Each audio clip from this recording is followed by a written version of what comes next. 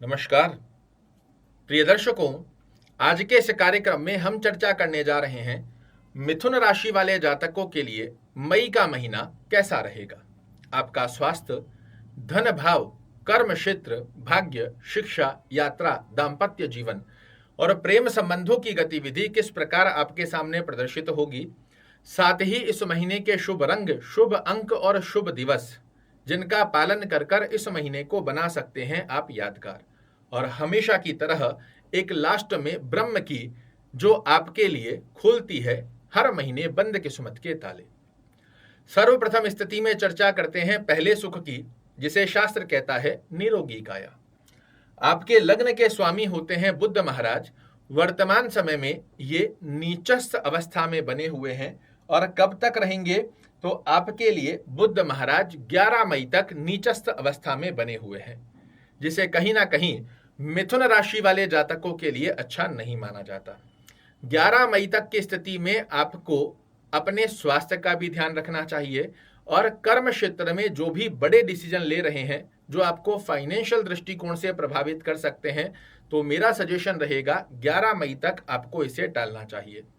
11 मई के पश्चात जैसे ही बुध महाराज आपके लिए एकादश भाव में प्रवेश करेंगे, ये आपके स्वास्थ्य दृष्टिकोण को भी बेहद सुंदर बनाने जा रहे हैं और आपके द्वारा जो डिसीजन लिए जाएंगे ये भी काबिले तारीफ होंगे। 11 मई तक की स्थिति का थोड़ा सा ध्यान रखने की आवश्यकता रहेगी।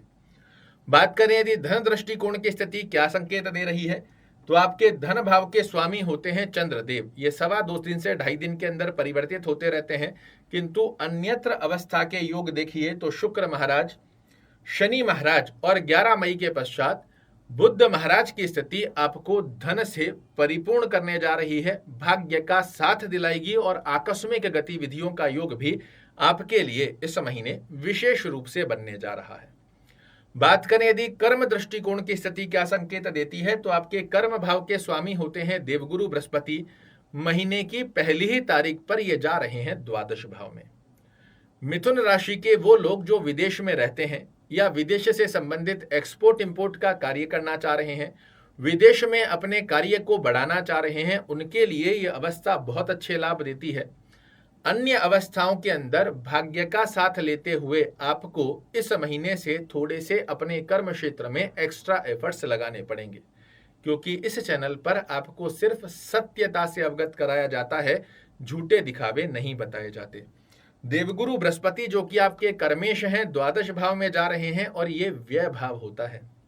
आपके कर्म के एफर्ट्स कहीं ना कहीं कुछ मात्रा में फिजूल खर्चे में भी जाएंगे।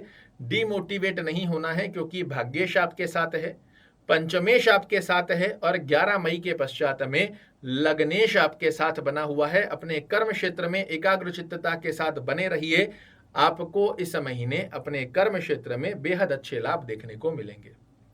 बात करें यदि भाग्य दृष्टिकोण की स्थिति क्या संकेत देती है, तो आपके भाग्येश शनि महाराज भाग्य भाव में ही बने हुए हैं।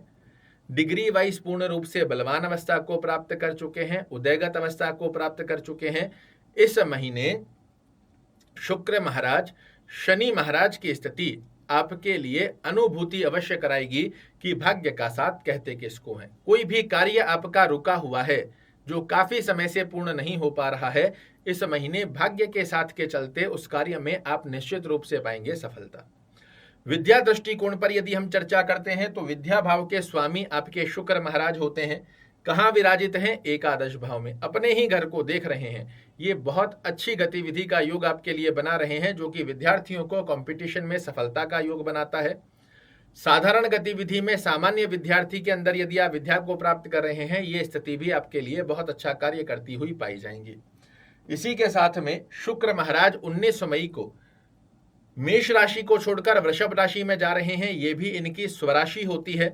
उधर से देव बुध महाराज एक्टिवेट हो जाएंगे, तो विद्यार्थियों के लिए ये बहुत अच्छा योग है। किंतु 19 मई के पश्चात में यदि आप आउट ऑफ इंडिया जाकर अपनी विद्या को प्राप्त करना चाह रहे हैं, विदेश में आप एडमिशन लेना चाह रहे हैं, विदेश में आप पहले से रह रहे हैं, अपनी विद्या को प्राप्त कर रहे हैं, ये स्थितियां भी विद्यार्थियों के लिए बहुत अच्छी गतिविधि को दर्शाने जा रही है। कब से? तो 19 मई से। बात करें दाम्पत्य जीवन की स्थिति का योग कैसा बन रहा है, तो आपके दाम्पत्य भाव के स्वामी देवगुरु बृहस्पति प्रवेश कर रहे हैं आपके द्वादश भाव में। इस महीने आपके दाम्पत्य जीवन अर्थात पार्टनर के लिए किसी भी प्रकार के विशेष खर्चों की स्थिति आपको देखने को मिल सकती है। छोटा मोटा स्वास्थ्य रूपी योग का ध्यान रखने की आवश्यकता होगी, अन्यथा किसी छोटे मोटे स्वरूप में दाम्पत्य जीवन के स्वास्थ्य रूपी योग में आपको खर्चा देखने को मिल सकता है। बात करें प्रेम संबंधों की गतिविधि क्या संकेत दे रही है, तो 19 मई तक आपके प्रेम संबंध की स्थितियां अच्छे से प्रदर्शित होती है, किंतु 19 मई के पश्चात आपके द्वारा की गई ओवर एक्सपेक्टेशन कहीं ना कहीं आपके रिलेशन की स्थितियों को कमजोर करेंगी। शुभ रंग की यदि हम चर्चा करते हैं तो इस महीने ग्रीन का यूज करना, व्हाइट का यूज करना, ब्लैक और ब्लू का जितना ज्यादा यूज आप करते हो आपके लिए एक सकारात्मक ऑरा ये 4 रंग एक्टिवेशन में ला कर देते हैं। शुभ अंक की यदि हम चर्चा करते हैं तो 11 मई के पश्चात में 3 और 6 का सदुपयोग करना आपके लिए बहुत अच्छा लाभ देगा। 2 नंबर का जितना ज्यादा आप प्रयोजन में लाते हो, 2 जिसे सिंगल डिजिट में या फिर टोटल के मूलांक में जो 2 आता है, इन अंकों के ऊपर कोई भी आप जोड़कर इन अंकों के दिवस पर जो तारीख आ रही है इस पर कोई भी बड़ा कार्य करते हैं, इसमें निश्चित रूप से मिलती है आपको सफलता। शुभ दिवस की यदि हम चर्चा करते हैं तो बुधवार, शुक्रवार और शनिवार। बुधवार का प्रयोजन आप कोई भी बड़ा कार्य करना चाह रहे हैं 11 मई के पश्चात बुधवार के दिन कीजिएगा, निश्चित रूप से सफलता मिलेगी। 19 मई से पहले शुक्रवार के दिन कोई भी कार्य करते हो इसमें आपको सफलता मिलेगी, और महीने के पूरे ही महीने के शनिवार के दिन यदि आप कोई भी कार्य करते हो ये दिवस आपकी सफलता, आपकी मेहनत के रिजल्ट दिलाने में बहुत अच्छी परसेंटेज आपके लिए बनाकर देते हैं। ब्रह्म की यदि हम चर्चा करते हैं तो गणपति अथर्वशीर्ष का पाठ अगर करना संभवत ना भी रहे तो रोजाना आप YouTube टीवी पर चलाकर सुनिए, आपके लिए बेहद अच्छे लाभ निकल कर आएंगे। और चलते फिरते शाम के समय में सूर्य अस्त होने के पश्चात ओम शन शनैश्वराय नमः का जाप करना, अगर ज्यादा व्यस्त हैं बैठकर नहीं कर सकते हैं तो चलते फिरते ही करें ओम शन शनैश्वराय नमः का जाप, ये दिलाएगा आपको भाग्य का साथ।